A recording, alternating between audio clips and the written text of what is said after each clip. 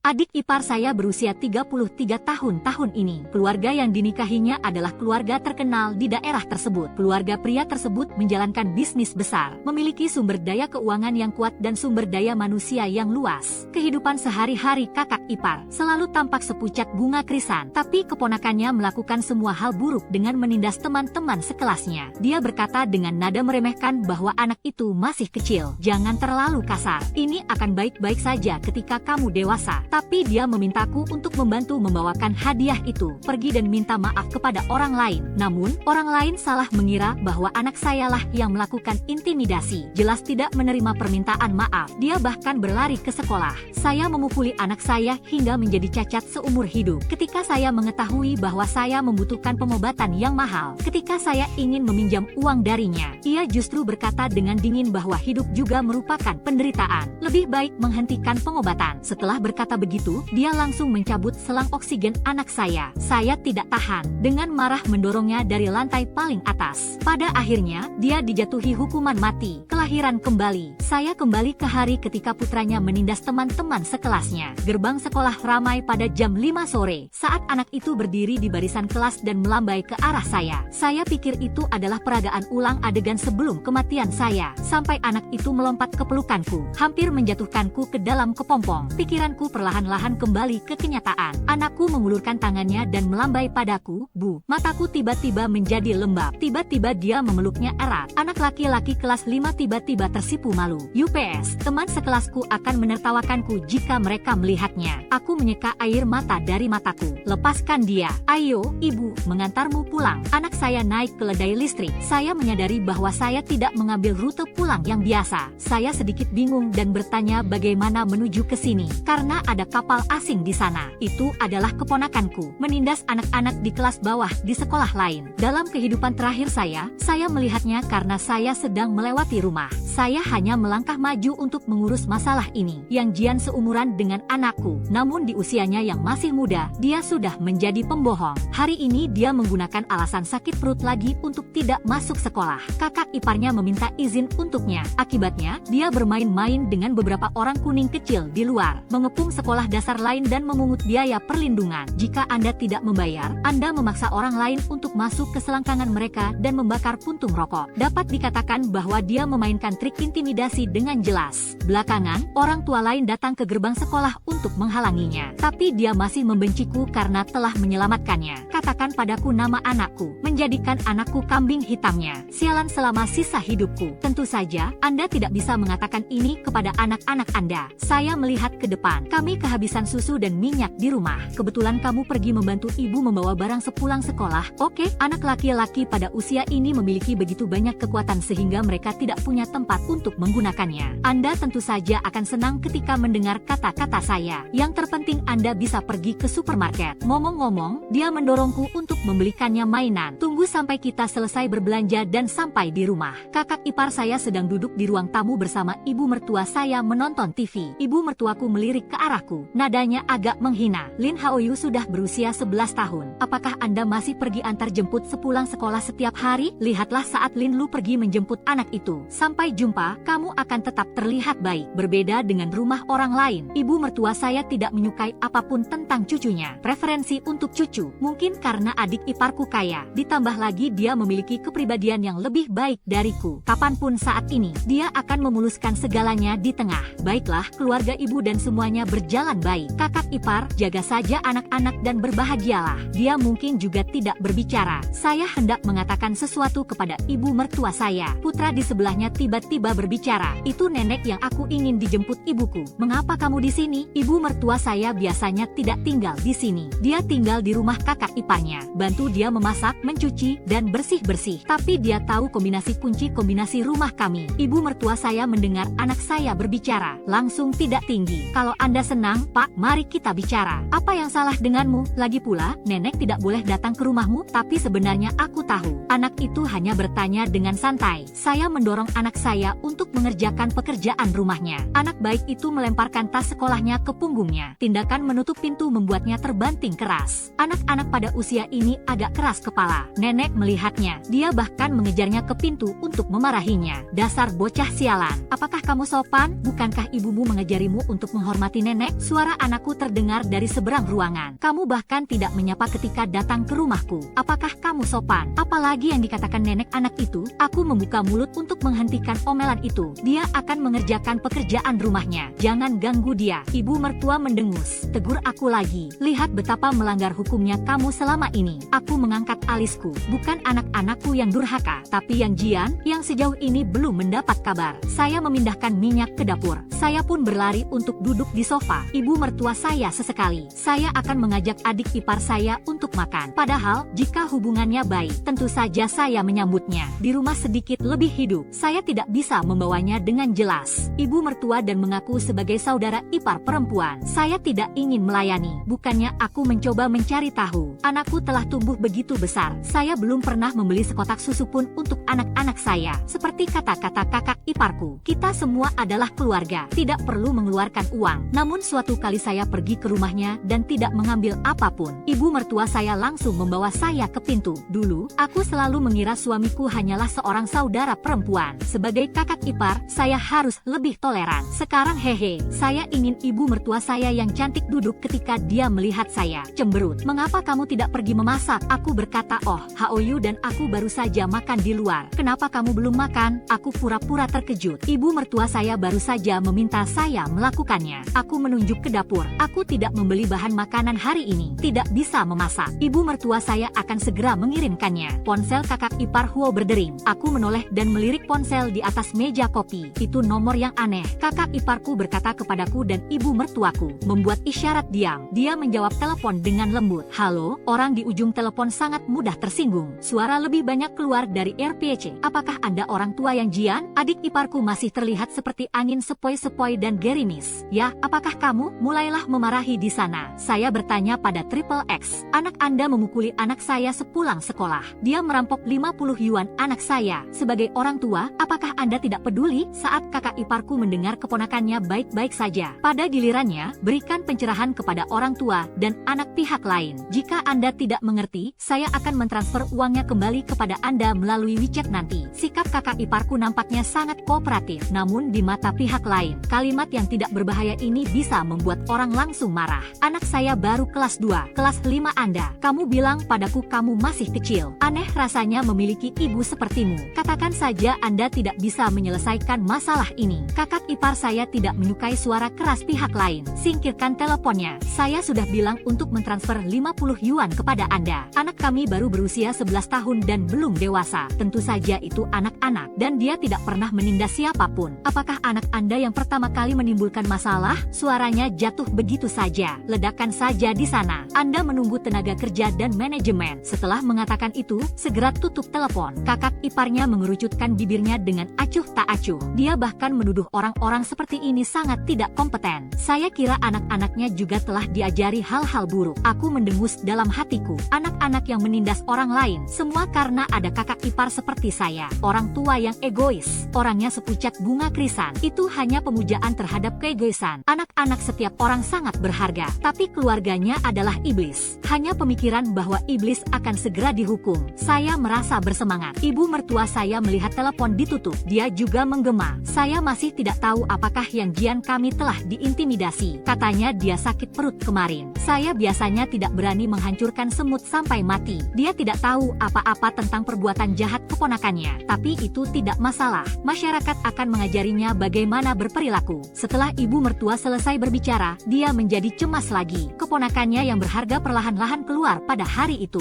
Kenapa belum ada kabar? Saya menonton TV dengan tenang. Jangan menyela. Adik iparku masih terlihat kalem dan kalem. Apakah kamu tidak tahu seperti apa dirimu? Jalang, dia tidak pernah membuat masalah di luar. Ibu mertua saya merasa lega setelah mendengar hal ini. Arahkan jari ke arahku lagi. Anda makan di luar sepanjang hari. Bisakah anak tumbuh lebih tinggi? Masih membuang-buang uang. Apakah mudah menghasilkan uang di waktu senggang? Jika kamu punya uang, cepat dan bayar kembali 20.000 yuan adik iparmu. Kepedulian terhadap anak-anak itu palsu. Memang benar saya menginginkan uang, tapi dia salah. Saya tidak berhutang uang pada adik ipar saya. Kakak ipar saya kehilangan kartu remi senilai 20.000 yuan ini. Ia takut suaminya akan menyalahkannya. Aku ingin suamiku membantu menutupinya. Saya melakukan seluruh set hanya untuk acting. Suamiku juga menulis surat utang kepadanya. Awalnya saya tidak setuju, tapi suamiku bilang kalau kakak kakak iparku adalah adik perempuan satu-satunya. Aku tidak bisa hanya melihat mereka bertengkar. Tidak peduli, hanya saja aku tidak menduganya. Bahkan ibu mertua saya mengira saya meminjaminya uang. Saat adik iparku mendengar ini, wajahnya tiba-tiba tampak sedikit malu. Bahkan TV pun berhenti bekerja. Kaki Erlang tidak lagi tertekuk. Saya menyeret ibu mertua saya dan pergi. Bu, karena adik iparku sudah makan. Kalau begitu ayo pulang dan melakukannya sendiri. Lambat laun pulang nanti. Lihat kita tidak di sini. Akan khawatir. Dia ingin menutupinya. Aku tidak menyukai apa yang dia inginkan. Dalam hidup ini, saya tidak akan menyalahkan apapun. Aku pura-pura tidak mengatakannya. Bu, tahukah kamu, 20.000 yuan itu hilang karena permainan kartu Lin Lu. Mari kita lakukan untuknya. Wajah itu diberikan kepada paman muda Lin Haoyu. Saya selalu berpikir kamu tahu. Lin Lu bahkan tidak memberitahumu tentang aku. Ibu mertua saya sedang berjalan menuju pintu bersama saudara ipar perempuan saya. Ketika saya mendengar ini, saya tercengang. Dia bertanya pada adik iparku Lin Lu dengan tidak percaya. Apa yang dikatakan kakak iparmu itu benar. Bahkan dia mengakuinya di depan ibu mertua saya. Dan tidak ada, karena ini sialan. Ucapkan paling banyak beberapa patah kata padanya. Pada akhirnya, saya bahkan mungkin membayarnya dari kantong saya sendiri. Saya juga tidak peduli dengan sedikit uang ibu mertua saya. Dia tidak datang kepadaku. Saya sangat bersyukur. Tapi kakak ipar saya memiliki harga diri yang kuat. Ingin menyelamatkan muka dan suka berpura-pura tidak peduli pada apapun. Selama itu melibatkan dia. Meskipun biayanya 1 sen, kita harus menemukan cara untuk mengetahuinya. Tak disangka, mata adik iparku langsung memerah. Dia dengan menyedihkan menuduh adik iparku.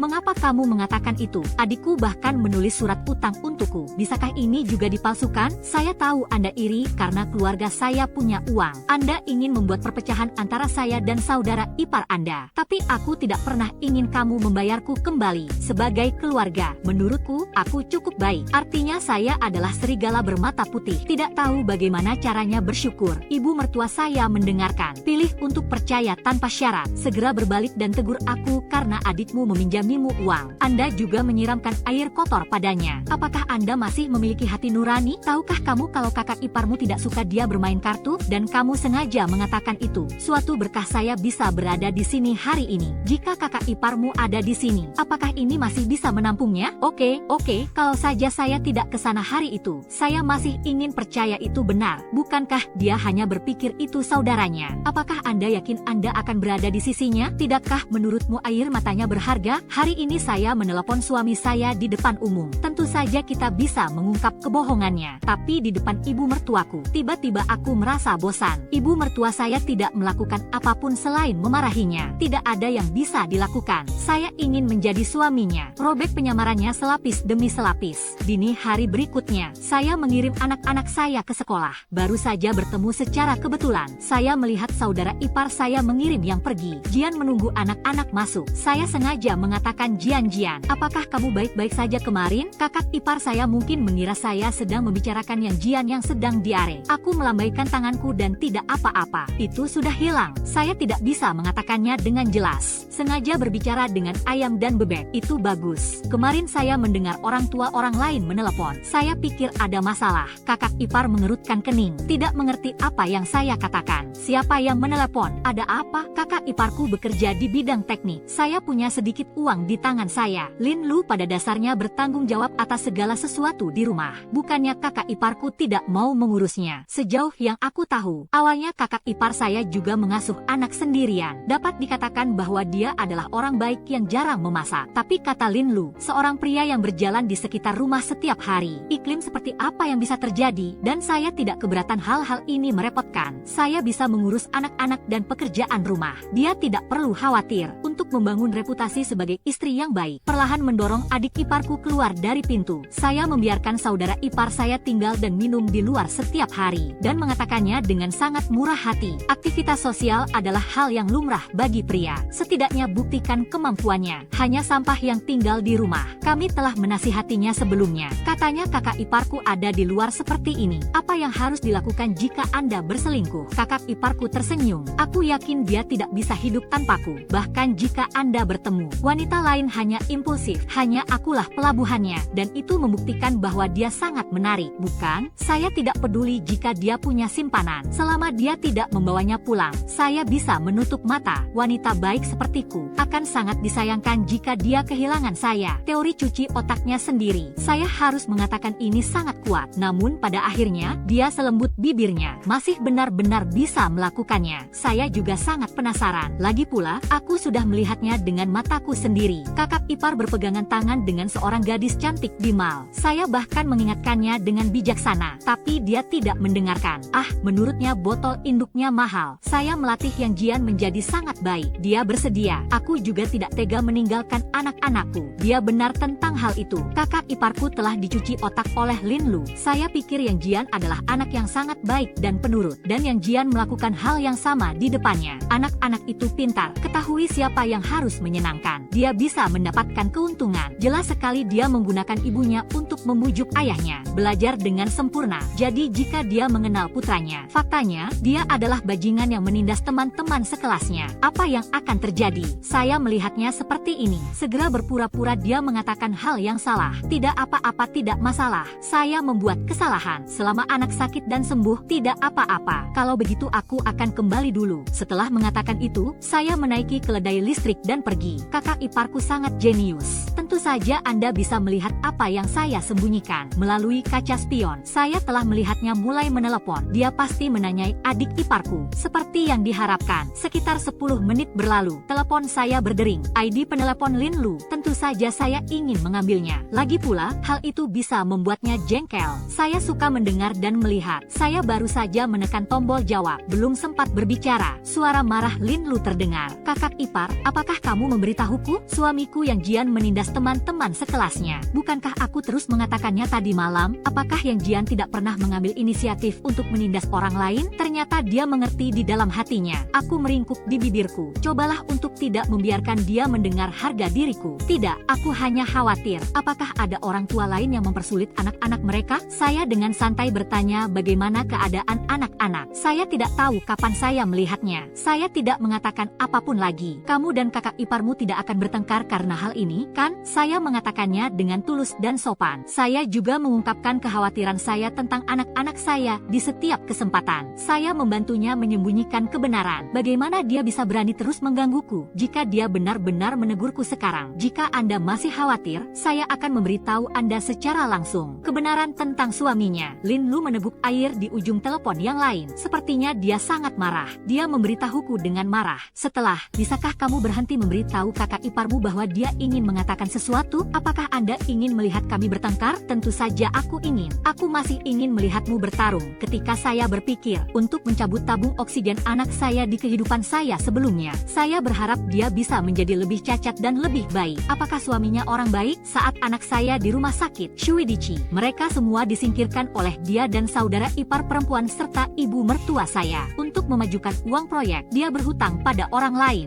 bukan uang yang mereka ambil. Ini nyawa anakku. Dalam pandangan mereka, kalaupun anak saya sembuh, dia tetap cacat. Tapi meski dia cacat, itu juga anakku. Saya menahan kebencian yang luar biasa dan berkata, oke, jika saja aku menceritakan semua ini sebelumnya, mungkin kakak ipar saya akan mengambil tindakan pencegahan terlebih dahulu. Seandainya waktunya tiba, orang tua yang anaknya diintimidasi tidak menangkap Yang Jian, maka saya akan sangat kecewa. Lagi pula, tujuanku saat ini hanya terus-menerus menciptakan konflik di antara keduanya. Lin Lu jelas tidak mengatakan yang sebenarnya. Beritahu suaminya, kalau tidak, dia tidak akan meneleponku sekarang. Sebaliknya, dia harus berusaha semaksimal mungkin untuk mendapatkan pengampunan suaminya. Dia mungkin mempermasalahkan hal besar lagi. Hal-hal kecil tidak menjadi apa-apa. Feng Qingyun dengan tenang memahami perilaku Yang Jian. Sebut saja pertengkaran biasa antar teman. Telepon saya saja. Tidak masalah jika Yang Jian juga menjadi penyandang cacat. Saya melihat bagaimana dia berpura-pura berdamai dengan suaminya. Bagaimana terus menjadi istri dan ibu yang baik baginya. Oh ya, aku juga mengingatkan kakak iparku kan? Bukan aku yang berbohong. Lagi pula, aku ingat sekolah sudah usai malam ini. Bajingan sosial itu akan datang mencarimu. Yang Jian sudah selesai. Dia masih belum puas setelah mengatakan itu. Namun nadanya sedikit lebih tenang. tentang itu 20.000 yuan. Anda juga memberitahu saudara saya. Katakan padanya untuk tidak mengungkapkan rahasianya. Bahkan ibuku tidak mau mengatakannya. Saya sengaja berpura-pura penasaran dan menanyakan alasannya. Ibu tidak akan menyalahkanmu. Lin Lu tidak ingin berbicara denganku lagi. Oh, jangan khawatir tentang ini. Pokoknya, jangan katakan apapun. Setelah mengatakan itu, dia menutup telepon. Saya mendengarkan bunyi bip dari sisi lain. Tekan tombol simpan rekaman panggilan. Dia mengira aku sama bodohnya dengan diriku sepanjang hidupku. Saya menyalahkan dia karena meremehkan saya. Tapi dia mencoba segala cara untuk menyembunyikannya. Saya sangat penasaran. Mungkinkah dia mengkhawatirkan uang? Apakah itu ada hubungannya dengan ibu mertuaku? Ini agak menarik. Suamiku bekerja di luar kota. Saya hanya pulang saat liburan. Namun, gaji setiap bulan dibayarkan langsung kepada Anda. Awalnya kami juga mempertimbangkan untuk membawa anak kami belajar ke luar negeri. Namun ketika saya memikirkan masalah pencatatan rumah tangga, pada akhirnya saya memilih tinggal di dua tempat secara terpisah. Bagaimana orang dewasa bisa begitu penyayang? Sayang, aku tidak ingin membicarakan tentang adik iparku. Dia mengatakan tidak peduli siapa yang dia hadapi. Itu semua hanya menambah masalah. Bukan berarti suamiku tidak mengetahui kebaikannya. Baru saja akan putus. Untuk berjaga-jaga, saya pergi ke sekolah lagi di sore hari untuk mengantarkan anak saya kembali ke gerbang sekolah sendirian. Saya pergi membeli banyak suplemen dan obat-obatan lagi. Menyaksikan Yang Jian dipukuli dengan mata kepala sendiri. Hanya dengan begitu aku bisa menghilangkan kebencian di hatiku. Waktu berakhirnya sekolah akan segera tiba. Nilai selesai nanti. Yang Jian berdiri di belakang tim, sedang menendangnya. Teman sekelas di depan. Dia masih mengumpat dan mengatakan sesuatu. Saat ini, ada seorang pria bertubuh besar berdiri di gerbang sekolah. Aku ingat dia. Lagi pula, akulah yang memegang hadiah itu dengan tanganku sendiri di kehidupanku sebelumnya. Saya pergi ke rumahnya untuk meminta maaf. Dia bertanya pada seseorang di gerbang sekolah. Kebetulan orang yang saya tanyakan adalah Yang Jian. Teman sekelas, apakah kamu kenal Yang Jian dari kelas 3, kelas 5? Saya ada hubungannya dengan dia. Saya pikir dia harus melarikan diri. Saya tidak berharap dia menjadi lebih tenang dari yang saya kira. Dia mengerutkan kening. Kebiasaan pembohong. Dia tampak berdiri pada tanggal 4 Mei sepulang sekolah hari ini. Berjalan bersama sepupunya di belakang kelas. Nama sepupunya adalah Lin Haoyu. Kamu bisa tanya. Lihat apa yang dikatakan Yang Jian benar. Pria besar itu juga tidak meragukannya. Kini ia hanya ingin melampiaskan amarahnya pada sang anak. Harapan kecil yang saya miliki untuk Yang Jian telah hilang sama sekali. Kalau di kehidupanku sebelumnya aku mengira akulah yang usil. Dia hanya menuding anak saya. Itu masuk akal. Tapi dalam hidup ini, saya tidak menyinggung perasaannya sama sekali. Pria ini menemukan anakku. Meskipun anakku mengatakan dia adalah Lin Haoyu, saya khawatir dia juga mengira anak saya sengaja berbohong. Kemarahan membuatnya memilih untuk melindungi anak-anaknya. Anakku yang membayarnya. Jadi aku juga tidak merasa kasihan padanya. Dia bisa membawa serta anak-anaknya sendiri, datang dan identifikasi. Dengan cara ini tragedi kehidupan sebelumnya tidak akan terjadi. Berani dan bodoh. Kebetulan saya berada di kehidupan saya sebelumnya. Saya ditabrak oleh mobil yang menerobos lampu merah di jalan. Itu sebabnya kami tidak menerima anak itu tepat waktu. Saya melihat langkah Yang Jian yang sedikit panik, cepat menjauh dari kerumunan. Berteriaklah pada Yang Jian. Yang Jian benar-benar tercengang. Bahkan pria pun mendengar nama ini. Saya segera menoleh. Lihat pria itu dan ketahui siapa dia. Dia akan berlari dengan tas sekolah di punggungnya. Dan posisiku berdiri tepat berada di jalur yang harus ia lewati. Saya mengambil 2 langkah secara langsung. Jangkau dan tarik dia. Kenapa kamu lari, nak? Seorang anak laki-laki berusia 11 tahun cukup kuat. Dia melihat laki-laki berdesak-desakan seperti ini juga. Mencoba menyingkirkanku. Tapi saya tidak menyangka bahwa saya akan memegang pakaiannya dan memegangnya. Saya masih peduli padanya. Aku dengar ibumu bilang kamu menderita diare kemarin. Ngomong-ngomong, aku membawakanmu obat dan suplemen. Anda mengambilnya kembali untuk dimakan, kataku sambil mendorong tas itu ke tangannya. Yang Jian memandang pria itu beberapa langkah darinya. Sangat cemas. Tendang kakiku. Aku melepaskannya. Seluruh orang itu jatuh ke tanah. Orang tua siswa di sebelah saya mengerutkan kening saat melihatnya. Ada juga beberapa siswa dari kelas Yang Jian. Ibu teman sekelasku, itu yang baru saja aku katakan padamu. Selalu menindas orang di kelas. Siswa yang masih tidak mendengarkan kedisiplinan guru. Dia menunjuk ke belakang Yang Jian yang berlari. Nada suaranya penuh kebencian. Ibu teman sekelasku segera datang dan membantuku berdiri. Kamu tidak apa-apa. Itu anakmu. Aku menggelengkan kepalaku. Keponakan saya sakit perut. Aku membawakannya obat. Saat aku mengatakan itu, aku mengeluarkan tas di tanganku. Kantong plastik transparan. Di situ juga tercetak nama dan iklan apotek. Orang tua melihatnya dan tidak berkata apa-apa. Tapi ini normal, karena saya tidak berbicara dengan orang secara langsung. Tidak lama kemudian, seseorang di sini memposting TikTok. Kebanyakan orang di kota dapat melihatnya. Karena saya diam-diam memilih beberapa doujia. Saya tidak tahu dari kelas mana anak ini berasal. Aku mengusir orang tuaku dalam perjalanan. Saya kenal anak ini, satu kelas dengan anakku. Aku berada tepat di sampingmu tadi. Ini bibinya. Kirimkan dia obat. Dia tidak menghargainya. Panjang umur melihat keponakanku menendang bibiku. Apakah anak ini punya tutor? Saya mendengar bahwa dia menindas teman-teman sekelasnya di sekolah. Duri di kelas. Saya kenal ibu anak ini. Bermain kartu bersama. Dia tidak terlalu peduli padanya. Jaga dirimu dan berbahagialah setiap hari. Tidak heran kami membesarkan anak-anak seperti itu. Saya pikir anak ini ada di gerbang sekolah dasar kami sebelumnya. Sepertinya aku juga pernah melihatnya. Kemarin, ini seperti sekelompok orang yang berkumpul di sekitar siswa kelas 2. Biarkan orang lain memberi uang. Gulir ke bagian komentar. Yang bisa saya katakan sempurna. Aku baru saja tiba di rumah sahabatku. Saya menelepon saudara ipar perempuan saya dan meneleponnya. Kamu ada di mana? Mengapa semua orang di internet menyebutku menyebalkan? Siapa yang memintamu mengantarkan obat padanya? Tidak mengherankan. Saya mengoleskan es batu pada memar di kaki saya. Saya mengambil foto dan mengirimkannya kepadanya. Aku tidak akan setuju dengan apa yang dia katakan kali ini. Sudah saatnya wajah ini dicabik-cabik. Nada bicaraku lebih tidak sabar dibandingkan nada bicaranya. Bibiku bahkan tidak peduli dengan anak-anaknya. Apakah menurut Anda yang Jian sakit perut? Saya membeli ratusan suplemen nutrisi dan obat-obatan. Lupakan saja jika dia tidak menerimanya. Dan dia menendangku ke tanah. Lihat sendiri apa yang dia lakukan padaku. Kakak ipar saya tidak berbicara selama beberapa detik. Mungkin mengganti WeChat. Setelah dia membaca, tidak ada kenyamanan sama sekali. Bukankah itu yang kamu minta? Apakah keluarga kami berhutang sedikit uang padamu? Produk 3 tidak apa yang Anda beli. Saya tidak peduli sama sekali. Anda layak ditendang olehnya. Seluruh perhatiannya kini. Itu semua karena yang Jian terungkap sebagai murid nakal. Apa yang paling dia takuti? Seharusnya kakak iparku melihat TikTok ini. Jadi dia bertanya padaku tanpa malu-malu. Kirim TikTok segera. Klarifikasi membeli doujia. Menurutku itu indah. Aku mengabaikan kalimat ini. Berpura-pura mengingatkannya. Saya baru saja melihat seorang pria mencari yang Jian sepulang sekolah. Apakah Anda ingin keluar dan mencarinya? Kakak ipar saya langsung menyela. Apakah menurut Anda dia sama dengan Lin Haoyu? Apakah Anda memerlukan seseorang untuk pergi ke blok setiap hari untuk menjaganya? Dia sangat besar. Apa yang bisa terjadi? Cepat dan posting di Douyin. Saya akan mempostingnya. Langsung menutup telepon. Tekan rekam lagi untuk menyimpan. Kakak ipar saya terus membombardir saya dengan panggilan telepon. Saya tidak akan menjawabnya secara langsung.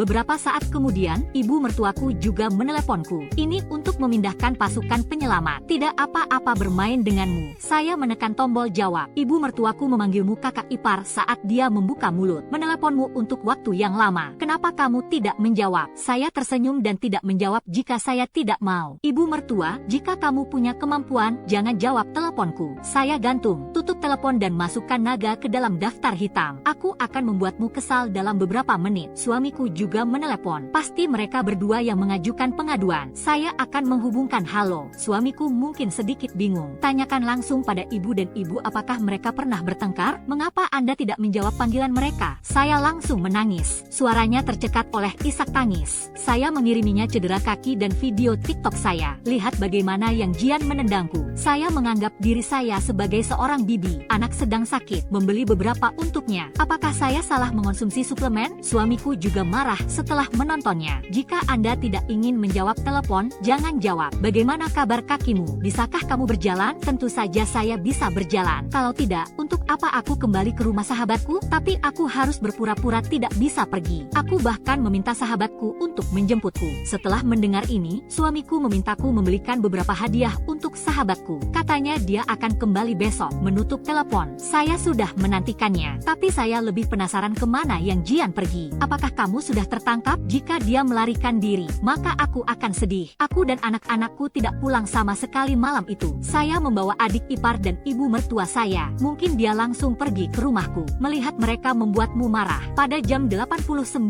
malam, saya menerima telepon dari suami saya lagi. Dia memberitahu saya bahwa Yang Jian berada di rumah sakit untuk perawatan darurat. Biarkan aku pergi menemuinya secepatnya. Sudah di rel kecepatan tinggi. Saya mungkin akan sampai di rumah dalam 2 jam. Suamiku adalah orang ini. ini, saya masih memiliki kasih sayang untuk keluarga saya. Bagaimanapun, hubungan darah tidak ada habisnya. Dia juga tidak memiliki ingatan tentang kehidupan sebelumnya. Saya membeli susu dan buah secara khusus. Terburu-buru ke rumah sakit secepat mungkin. Tepat pada saat yang Jian diusir dari ruang operasi, seluruh tubuh saya ditutupi dengan tabung. Kakak ipar dan ibu mertuaku saling berpelukan, menangis begitu keras hingga aku kehabisan napas. Cucuku yang baik, siapa yang menindas nenekmu? Belum selesai dengannya, adik iparku hendak mendaki yang Jian. Perawat langsung memblokirnya. Patah tulang rusuk pasien, jangan menyentuhnya. Situasi yang Jian saat ini, setelah operasi, itu hanya akan menyelamatkan hidup Anda untuk sementara. Tinggal diicu saja. Itu menghabiskan banyak uang setiap hari. Melihat hal ini, kakak iparku pun menarik adik iparku ke samping. Sudah kubilang jangan menyentuhnya. Berdiri jauh. Bagaimana kakak iparku diperlakukan begitu kasar oleh kakak iparnya? Ditambah anak-anak, sarafnya rusak. Bagaimana sikapmu? Tidak bisakah aku memikirkan anakku sendiri? Kakak iparku juga sangat marah. Jika Anda merawat anak-anak Anda dengan baik, apakah anak itu akan berada di rumah sakit sekarang? Apa yang dia katakan langsung membangun citra ibu yang baik kepada adik ipar saya. Dorong semuanya ke bawah. Adik iparku tidak lagi sepucat bunga krisan. Dia sangat marah hingga dia memegangi kepalanya dan berteriak, "Mengapa kamu menuduh saya? Saya merawat anak itu sendirian. Anda tidak membawanya sendiri. Kamu masih menyalahkan semua kesalahanku. Apakah kamu masih manusia?" Kakak ipar saya kelelahan secara mental dan fisik. Membesarkan putra sebesar itu, sekarang terbaring di ranjang rumah sakit sekarat. Toleransinya terhadap adik iparnya sudah mencapai batasnya. Bukankah itu yang kamu janjikan pada awalnya? Bisakah kamu menjaga anak-anak? Bukankah kamu mengantarku keluar? Saya punya rumah setiap hari dan tidak bisa kembali hanya untuk pamer di depan orang lain. Anda pikir saya tidak tahu? Oke, kalau begitu aku akan membawakannya padamu. Tapi lihatlah apa yang kamu lakukan pada putramu. Orang-orang terdekatmu paling tahu cara melubangi hatimu. Kakak ipar saya sangat marah. Tiba-tiba pingsan. Saya segera membantunya dengan ibu mertua saya. Bagaimana dia bisa pingsan begitu cepat? Saya belum cukup melihatnya. Yang Jian didorong ke icu. Tidak ada gunanya kami anggota keluarga menahan kami di sini. Yang perlu kita lakukan hanyalah mengumpulkan uang untuk operasinya. Dan ketika menyangkut masalah ini, kakak ipar saya mulai sakit kepala lagi. Proyek ini tidak mudah dilakukan dalam 2 tahun terakhir. Dia adalah bos besar di luar. Sebenarnya berhutang banyak. Mereka awalnya berencana membeli asuransi untuk anak-anaknya beberapa tahun lalu. Kakak iparkulah yang mengatakan bahwa hidup dan mati ditentukan oleh takdir. Kekayaan ada di langit. Asuransi itu bohong. Jika Anda tidak membeli asuransi pendidikan sekolah yang biayanya beberapa ratus yuan, Anda juga tidak akan membelinya. Itu bagus sekarang. Semua atas biaya sendiri. Karena orang tua yang memukulku, dia adalah orang tua yang tidak punya uang. Tentu, dia juga ditangkap dan segera diadili oleh polisi. Anak-anaknya menjadi korban. Tapi dia tidak. Aku juga tidak berhati suci. Sesuatu yang dia lakukan sendiri. Tanggung sendiri akibatnya. Kakak ipar saya sedangkan adik ipar saya tidak sadarkan diri. Selalu menghasilkan uang melalui telepon. Sepertinya itu berarti menyalahgunakan. Ibu mertua yang memiliki dana publik juga sangat cemas saat ini. Masih mendesak saya untuk membayar kembali uang itu. Cepat dan bayar kembali 20.000 yuan utangmu pada Lin Lu. Tidakkah kamu melihat bahwa kamu sedang menunggu bantuan? Aku merentangkan tanganku. Bukankah terakhir kali aku sudah bilang kalau aku tidak berhutang uang padanya? Selain itu, Lin Xian bekerja sendiri untuk menghidupi 3 orang. Di mana kita bisa menghemat uang? Kakak ipar saya berdiri di samping saya dan mendengarkan ini. Saya tidak mengenalinya ketika saya mendengarnya. Dia juga cemas. Kakak ipar, tidak pantas bagimu bersikap seperti ini. Kata-kata ditandatangani dengan warna hitam di atas kertas putih. Kenapa kamu tidak berhutang lagi padaku? Apakah kamu tidak takut seseorang menusuk tulang belakangmu seperti ini? Lin Lu awalnya berbohong kepada suaminya. Jadi dia tentu saja mengira kami benar-benar berhutang uang padanya. Aku juga tidak diterima. Kakak ipar, Lin Lu kehilangan 20.000 yuan kartu remi. Takut akan kemarahanmu. Berpura-pura dipinjam oleh kami. Apakah Anda ingin mempercayainya? Tanyakan saja pada teman pokernya yang biasa. Tidak, tentu saja. Saya juga punya bukti yang tak terbantahkan di sini. Setelah mengatakan itu, saya akan menyalakan rekamannya. Di dalam, kakak iparku yang memintaku pergi bersama Lin Xian. Bantu dia menyembunyikannya, termasuk menyembunyikannya dari ibu mertua. Ibu mertua saya berubah menjadi hijau setelah mendengar ini. Saya melanjutkan, sebagai kakak ipar, menurutku, aku layak untuknya. Seorang bibi mengetahui bahwa anaknya sedang sakit. Saya membeli suplemen dan obat-obatan keesokan harinya. Lambat laun dia menendangku. Kemana saya bisa mengadu? Kakak ipar saya jelas belum tahu apapun tentang internet. Aku buka saja teleponnya. Tunjukkan padanya video dan komentar dari netizen. Setelah menonton ini, wajah Wajahnya menjadi hitam seperti abu di dasar pot. Namun dia segera menemukan masalah baru. Kenapa kamu tidak menggendongnya saat kamu di sana? Mengapa membiarkan dia dipukuli seperti ini oleh orang lain? Aku menggulung kaki celanaku, keluarga dan anak-anak di atas. Saya bahkan tidak bisa berjalan saat itu. Selain itu, Yang Jian, Anda selalu berperilaku baik dan patuh. Bagaimana saya tahu bahwa dia menindas anak-anak orang lain? Dan aku memberitahu Lin Lu setelah aku sampai di rumah. Dialah yang mengatakan Yang Jian mandiri, tidak menganggapnya serius. Bagaimana kamu bisa menyalahkanku? Kakak ipar mendengarkan. Kepalkan tangan Anda erat-erat. Dari sekian banyak tanda, Yang Jian sama sekali bukan anak baik. Lin Lu kebetulan bangun. Dia tidak berbicara. Dia ditampar dan dihempaskan ke tanah oleh saudara iparnya. Itu semua salahmu yang mendidik anakmu menjadi pecundang. Adik ipar saya benar-benar bingung. Duduk di tanah dan mulai menangis. Jika kamu memukulku, aku tidak akan bersamamu lagi. Tentu saja dia hanya menggertak. Menurut pendapatnya, dia memiliki kelebihan mutlak dalam keluarga ini. Tapi kakak ipar saya tidak menunjukkan belas kasihan. Perceraian? Bukan. Kakak iparku memandang kakak iparnya seolah sedang bercanda. Saat itulah saya panik. Peluk pahanya dengan cepat. Maaf suami, saya salah. Saya tidak akan bicara omong kosong lagi. Tolong jangan biarkan aku pergi. Oke, kakak ipar mengusirnya. Beri dia ultimatum. Aku berkata padamu, jika anak itu bisa diselamatkan, kami masih memiliki sesuatu untuk dibicarakan. Anak itu tidak akan kembali. Aku tidak ingin melihatmu sedetik pun. Setelah kakak ipar saya selesai berbicara, dia pergi ke koridor untuk merokok berat. Semua tekanan tiba-tiba menimpa Lin Lu. Aura pengunduran diri Lin Lu telah hilang. Dia menarik ibu mertuanya. Jadilah menyebalkan. Anda masih memiliki tabungan. Benar kan? Ibu mertuaku memandangnya tak percaya. Bukankah aku sudah memberikan seluruh uang pensiunku padamu? Anda bilang Anda membantu saya mengatur keuangan saya. Di mana saya punya uang? Saya tertawa setelah mendengar ini. Tidak heran, kakak ipar saya tidak pernah mengizinkan saya memberitahu ibu mertua saya sebelumnya. Barang 20.000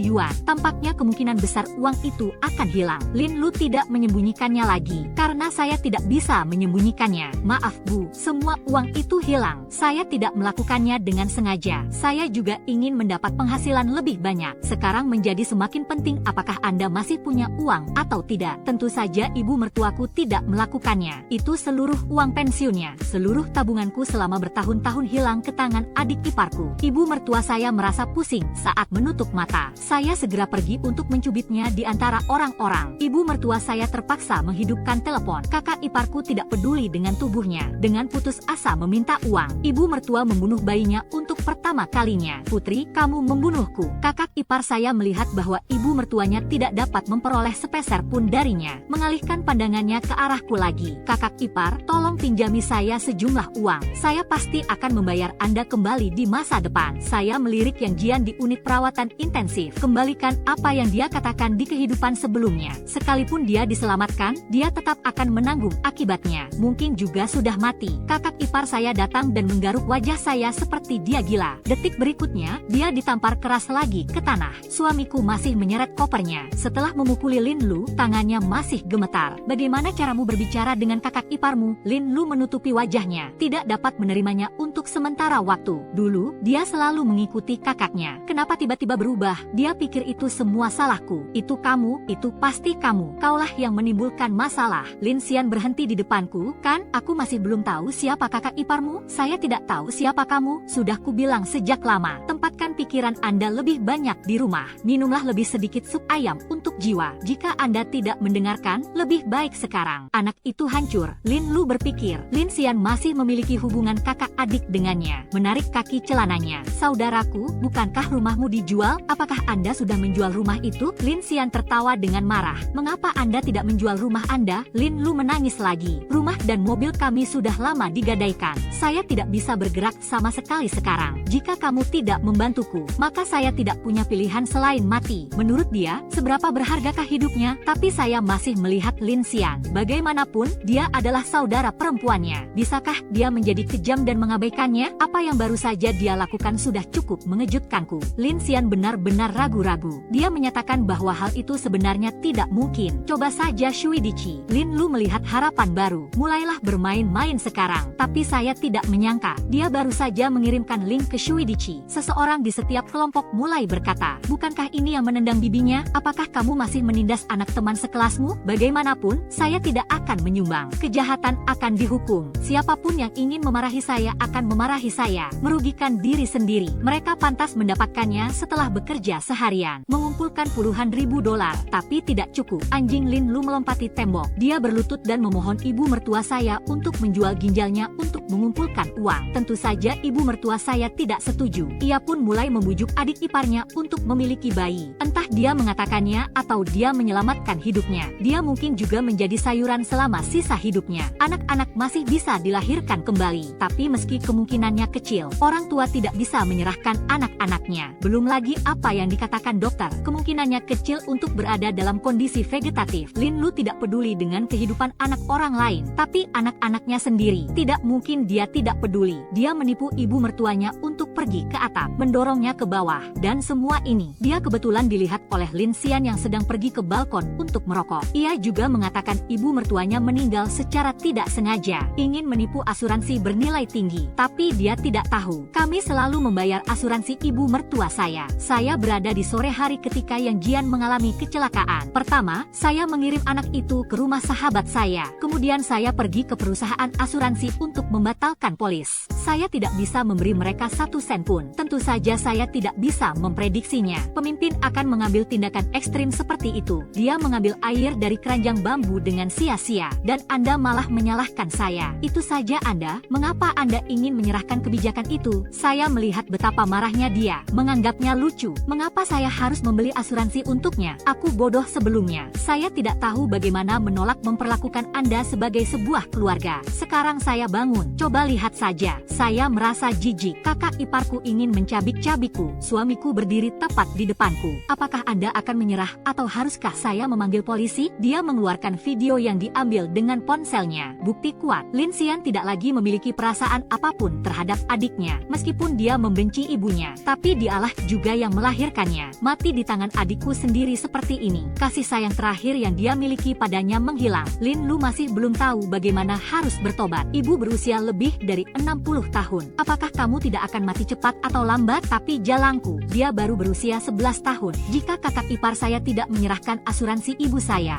telah mengumpulkan cukup uang sekarang. Anda dapat melakukan operasi meskipun Anda rendah hati. Lin Xian menampar wajahnya. Pukulan backhand mencapai 110. Polisi segera membawa pergi Lin Lu. Saya mendengar bahwa dia bermimpi tentang dia siang dan malam di penjara. Dia meminta nyawanya, dihantui oleh mimpi buruk. Akhirnya bunuh diri di penjara. Kakak ipar Yang Jian memilih untuk langsung berhenti berobat. Singkirkan semua uang yang dikumpulkan oleh Shuidi. Dia juga menyalahgunakan seluruh dana publik perusahaan. Nyonya yang dibesarkannya di luar sudah hamil 7 bulan. Tapi bagaimana aku bisa membiarkan dia kabur begitu saja? Sejak Shuidi Qi dimulai, mengetahui bahwa dia akan membuat pilihan yang sama seperti di kehidupan sebelumnya. Mungkin dia tidak beruntung bisa bertemu dengan saudara iparnya. Tapi di hatiku, dia juga bukan orang baik. Saya sudah memasang sistem penentuan posisi di mobilnya. Secara anonim mengirimkan informasinya ke polisi. Dia segera ditangkap dan diadili. Jumlah yang terlibat mencapai puluhan juta. Seorang tahanan seumur hidup. Seluruh aset atas namanya dijadwalkan akan dilikuidasi. Tapi dia tidak sebodoh itu. Transfer sebagian real estate Anda terlebih dahulu. Saya menulisnya di bawah Xiaosan. Setelah dia di penjara, saya akan mengajukan permohonan kunjungan penjara. Ngomong-ngomong, aku membawakannya hadiah. Aku menjodohkan majikanku dengan laki-laki lain. Tunjukkan padanya foto-foto kami bermesraan dan berpelukan bersama. Apakah kamu mengantuk? Kakak iparku menatapku dengan mata merah. Dia tidak pernah tahu bagaimana dia ditangkap. Sampai jumpa saat ini. Akhirnya mengerti. Semuanya adalah kamu. Ini adalah jebakanmu. Tidak bisakah kamu berpura-pura bahwa aku tidak mengerti apa yang kamu katakan? Aku hanya membawakannya untukmu karena kebaikan. Apa kabar tentang simpanan dan anak yang Anda pelihara? Mengapa kamu tidak menghargainya? Saat saya mengatakan itu, saya mengambil porsi lagi. Saya menunjukkan kepadanya tes garis ayah yang akhirnya saya peroleh. Anda salah mengatakannya, itu bukan anak Anda. Itu milik majikannya dan orang lain. Kakak ipar benar-benar pingsan. Apa yang ingin kamu lakukan? Tapi saya belum mengatakannya. Ini sudah berakhir. Nyonya mengambil uang yang Anda berikan padanya. Dia sedang bersiap untuk berimigrasi bersama suaminya. Apakah kamu iri? Kakak iparku memegangi kepalanya kesakitan. Biarkan aku melewati kaca itu. Aku mengerutkan bibirku dan mengucapkan selamat tinggal. Sampah dunia ini.